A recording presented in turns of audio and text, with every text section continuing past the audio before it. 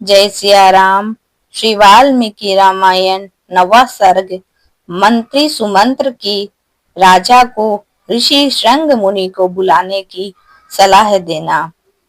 अश्वमेघ यज्ञ की बात को सुनकर सुमंत्र ने राजा से एकांत में कहा, महाराज, प्राचीन काल में सनत कुमार ने ऋषियों को एक ऐसी कथा सुनाई थी। वह आपको पुत्र प्राप्ति से संबंध रखने वाली है। महर्षि कश्यप के एक पुत्र है जिसका नाम द्विभांडक है। उनके भी ऋषि श्रृंग नामक एक पुत्र होगा जो सदा वन में रहेंगे और वही लालन पालन पाकर बड़े होंगे। सदा माता पिता के साथ ही रहने से वे और किसी को नहीं पहचानेंगे और पूर्ण रूप से ब्रह्मचर्य व्रत का पालन करेंगे। उसी समय अंग देश में रोमपाद नामक एक बलवान राजा होंगे, किंतु उनके द्वारा धर्म का उल्लंघन होने से उनके देश में अनावृष्टि होगी और सारी प्रजा भयभीत रहेगी। इससे मुक्ति पाने हेतु राजा रोमपाद विद्वानों से उपाय पूछेंगे।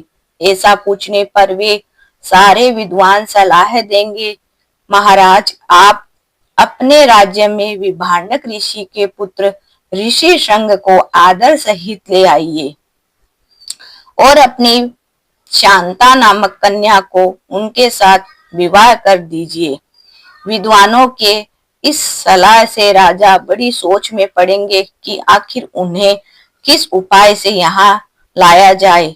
अब वे इसके लिए पुरोहितों एवं मंत्रियों को भेजना चाहेंगे, किंतु पुरोहित गण ऋषि के भय के कारण जाने से इनकार कर देंगे और सोच विचार कर योग्य उपाय बताएंगे और कहेंगे, इस उपाय के द्वारा हम ऋषि को यहाँ ला सकेंगे और इसमें कोई दोष भी न होगा।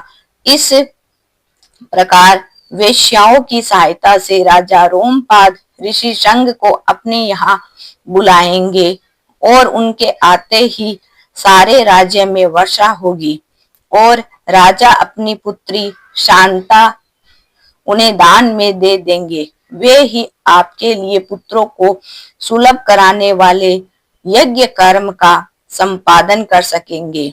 यह बात मैंने आपको सनत कुमार जी द्वारा कही हुई बताई है।